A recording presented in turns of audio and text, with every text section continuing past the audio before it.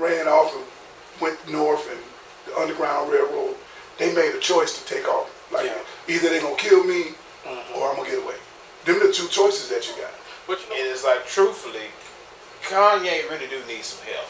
Like, part of this I feel like is a cry for help. I understand that, but the damage you doing to the people that really looked up to you from your beginning career, then that's a whole nother thing. Because how you gonna make America great again wearing the hat to give it a different connotation?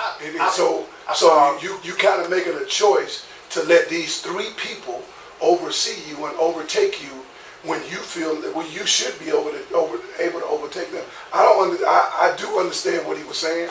Yeah. A lot of people, he never got a chance on the TMZ video. He never got a chance to elaborate on what he said. Those who left, I compare that to a boss mindset. I'm gonna do what I have to do, Right. regardless of what the consequences are. Right. The employees, hey, it's not the best thing, Right. but at least I got something. Right. At least I'm eating scraps, but at least I'm eating something. So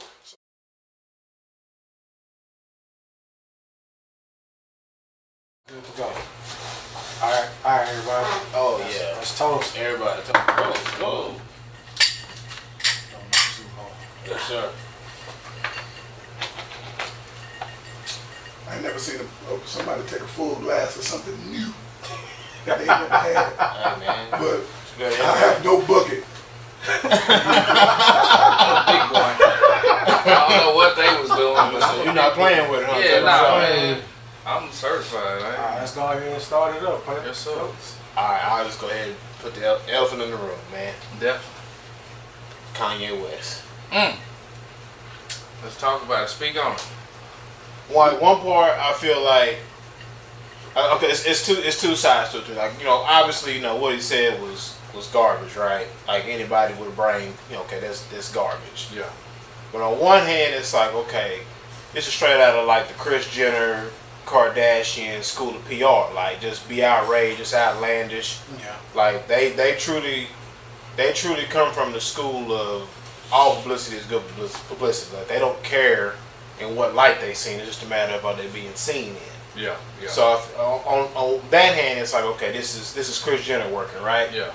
But on the other hand, you know, I watched the interview with him, and you sit there and listen to him talk, and it's like, truthfully, Kanye really do need some help. Like, part of this I feel like is a cry for help. Yeah. And I don't think he's necessarily surrounded by the right people that can give him the help he needs. I mean, I saw the interview with Charlamagne. He used to, you know, he didn't want to say what type of meds he was on. Yeah. And then, you know, the TMZ video and, you know, him talking about he was off his meds. Yeah. Like, it's really a cry for help, honestly. Yeah. Well, just, you know, from my standpoint, you just have to look at it. Is it a marketing plea? Because now, a couple days later, you hear the T.I. and Kanye song. Right. And you talking about the same topic that we discussed. So now, if that's what you do to sell your records, then I'm not hating on you. I'm a businessman too. So I understand that. But the damage you doing to the people that really looked up to you from your beginning career, then that's a whole nother thing. Because how you gonna make America great again wearing the hat to give it a different connotation? Exactly. You stepping your boundaries. You overextended himself. You know, you thinking you are more influential than you really are. Because there's no way for you to discount what people go through under that Make America brand great again. You can't do that. Well, let me say this though. You say he's more influential than he thinks he is. Mm-hmm. The problem is he does have a following. He does have a fan base. He does have influence. Like we're in the, and we'll talk about it later on, but we're in the age now where influence is actual currency. Oh, all day long. And it's so sad that he carries a certain amount of influence to where you got people who, you know, what they call blind faith. Mm-hmm. Kanye got this hat on. I'm sure Make America Great hats. You know, I'm sure sales spiked for a couple of days when that picture of him came out, and it's kind of scary because it's like he don't operate in reality. Like he truly lives and operates in an alternative reality. Well, I would say he really does. If you listen to people talk, he operates in that. Honestly, when we talk about people like that, same thing was said about Einstein. Same thing was said about Michael Jackson. Yeah. Same thing was said about a lot of people who were great and thought outside of the box, that they're in another reality. But at the same time, there is a thin line. Like what he was saying about, slavery was a choice. That could have been a different way he could have approached that subject, other than just saying slavery was a choice. On the flip side of that, I think we've had that conversation here, man, probably about 20 times or more. And from my perspective, and what he was saying is that the choice to be 1,000 people on a farm, 100 people on the farm, 100 slaves on the farm, and 3 people overseeing you. Yeah. So you kind of making a choice to let these 3 people oversee you and overtake you when you feel that you should be able to overtake them. I do understand what he was saying. Yeah. A lot of people, he never got a chance on the TMZ video. He never got a chance to elaborate on what he said. Yeah. Because he went a million other places. Mm-hmm. But it is a choice that you make. It's not a choice to be enslaved. Mm-hmm. But do you not sit back and think, everybody that left and ran off and went north and the Underground Railroad, they made a choice to take off. Like, either they're going to kill me or I'm going to get away. Them are the 2 choices that you got. But you know what? That goes into the whole mentality of boss versus employee. Mm-hmm. You have an employee mindset and you have a boss mindset. For those who left, I compare it to a boss mindset. I'm going to do what I have to do. Right. Regardless of what the consequences are. Right. The employees, hey, it's not the best thing, right, but at least I got something. Right. At least I'm eating scraps, but at least I'm eating something. So you made a choice to be an employee or a boss. Yeah. You made a choice to stay. Yeah. And those that went to the Underground Railroad made a choice to run. Yeah. So I get what he's saying. Yeah. If you're going to do this for 400 years, you made a choice to do this for 400 years. You didn't make, whoever that was enslaved for 400 years, whoever was still enslaved, made a choice to not go to the Underground Railroad. They was afraid. Whatever the case may be, it's understandable. Fear. It's understandable. I think he was definitely touching on the mindset part of it, because right, the choice essentially is, I'm gonna run for my life until I can't run no more, or I'm gonna get caught and die. That's a hell of a choice. That's a hell of a choice. I mean, that's the same. A better choice would be, I'm going, run to the next place, and then I'll just be free forever, not be constantly under fear for my life. Right. So it's one of those things. The way he put it out there and the way he delivered it, it's almost like he might not have been the proper messenger to deliver that message. Or he was definitely trying to speak to somebody. Time. And definitely in regards to the current climate, he wasn't the right messenger to deliver that message, and he clearly is not cognizant of the climate of which we are operating. Or he is the right messenger. He just said it wrong.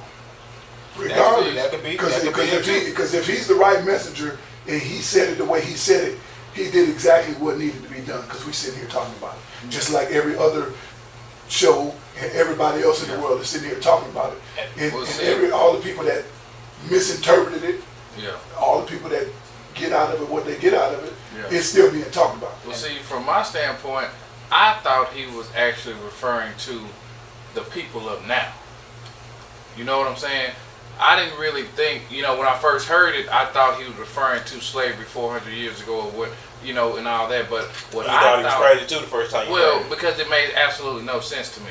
But I thought he was referring to African people of now. Like, what's the problem now? We have everything, all the tools to be great, but it goes back to the elephant. When the baby elephant that's tied up at the circus. Right. When a baby elephant is tied up at the circus, he try to get away, but he's too little. Right. But then when he gets to be a grown man, he don't even try no more. You ever seen an elephant tied up? It's a little stake in the ground. It's the frog in the pot thing. You know what I'm saying? Frog in the pot. I thought that's what he was actually referring to, the people of now why are we still economically enslaved? Because it's mental now. Yeah. We don't have all the Jim and Jane Crow. We don't have the, we still have some lynchings. I saw one other week, but just back in the day, it was totally different. The whole oppression was right there in your face. Now it's subliminal. Right. They're financially oppressing people now. But what's the problem now? Why can't we come together and get this money and elevate that 1%, kind of like W.B. Du Bois? Right. The 10% of the business people now, of the elite, have to take care of the other 90%. Right. So that's what I thought he was referring to. Now, if he's talking about back in the day, you can't rock with him on that.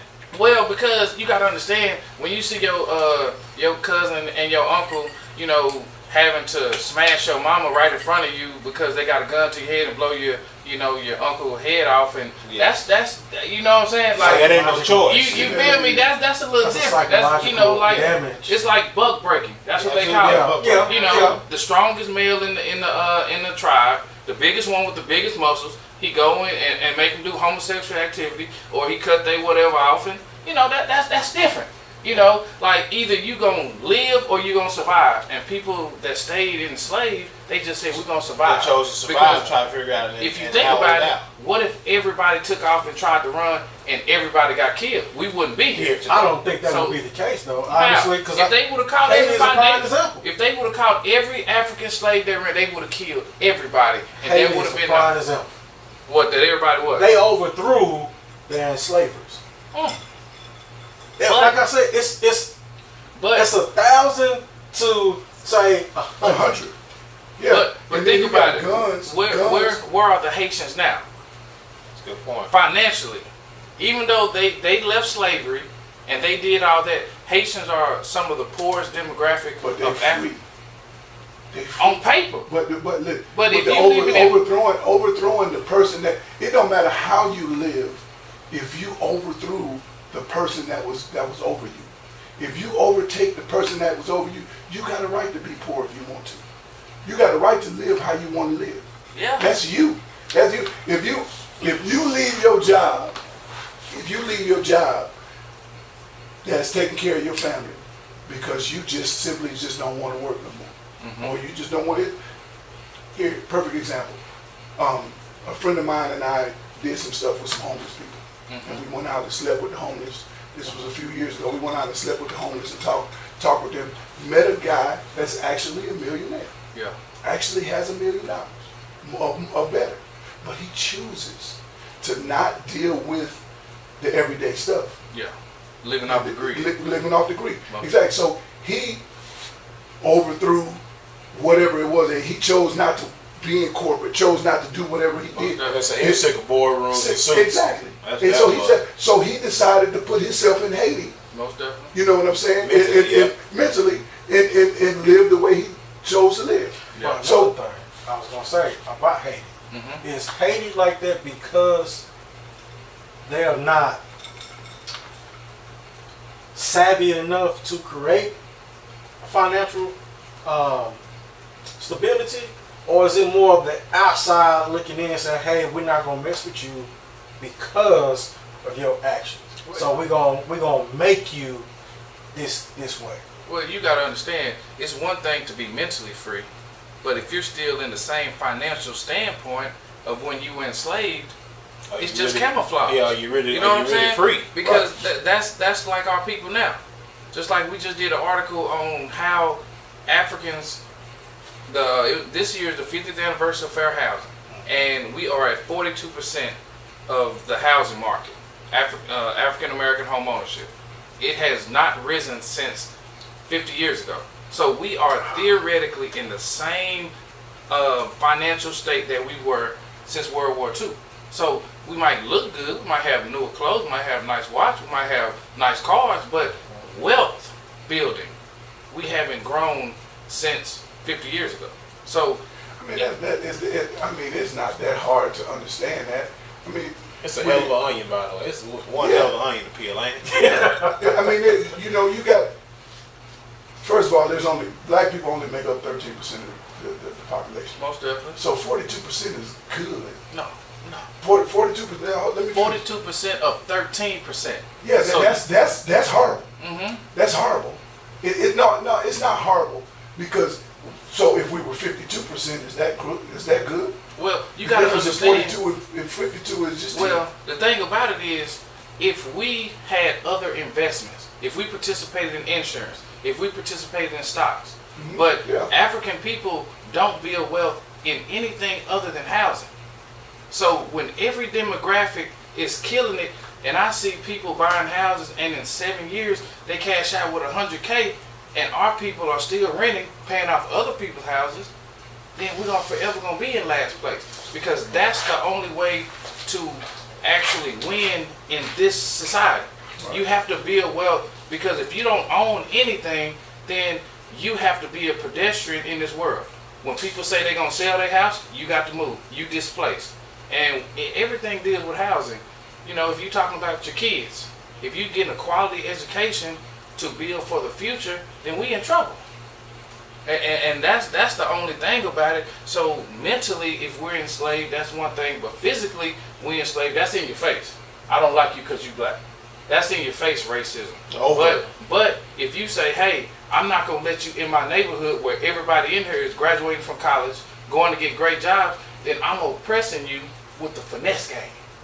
You see what I'm saying? So I'm gonna make sure your next generation has to either come to me for jobs or be out there begging. It's overt and covert. Most definitely. And to swing it all back to Kanye. Yeah. Swing it back to him, because as I said, it's I a apologize. no, you're good. It's a hell of an onion. It's the part thing of is, that it's part butterfly of it. Is what happened when he put it out there. On one hand, he fed the group of people who truly believed that the whole slavery thing was a choice to get over. Like, on one hand, he fed them exactly what it is they wanted, because the next day or so, the dude in the White House was like, yeah, appreciate it, thank you so much for saying what you said, da da da da. So he fed into that, and you said that was the dangerous part. Like, he fed into that narrative. Very dangerous. And we've already said we're not going to talk about that guy, whatever. Yeah. But on the other hand, I think, like you said, I think he was trying to speak into the mentality part. But here's where I feel like he might not have been the messenger, because you do more and more digging. It's like Kanye barely even has a phone. Like, he wasn't socially aware. He's not aware. He's not. Like, it's maybe his message, the message he was trying to get across might have been right, but the fact that he didn't understand the full context of the room he was speaking to, that's the scary part about it. But it's like he started playing the game without knowing all the rules and realizing what was already in play. Yeah. But I mean, the mentality of the mentality of slavery is people still not wanting to do better for themselves. Because we can sit around and talk about the history of slaves all day. Absolutely. But once you know the history of slaves, now you know. But you still don't do better. You just sit around and talk about the history of slavery all day. And then we can have this conversation over and over and over and over again. I had this conversation with many people, many different people, and what are we going to do about it? Yeah. What do you do? What do you do about it?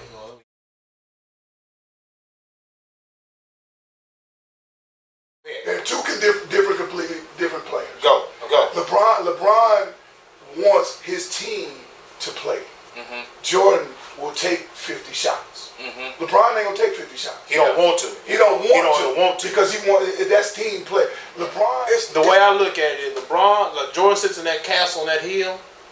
A few years ago, LeBron was in that neighborhood wherever that hill was. At this point, LeBron's in the castle. He's looking for what room Mike's sitting in. My standpoint is kind of like what you touched on, but on the opposite. I say, I'm biased to LeBron because it's hard to be in the limelight since you were 14 years old. Yeah, and you never slip up. Here you go. You know what I'm saying? The two most underappreciated players in NBA history are Kareem and Isaiah Thomas. Those are two most just in my opinion, they're just underappreciated. They're underappreciated.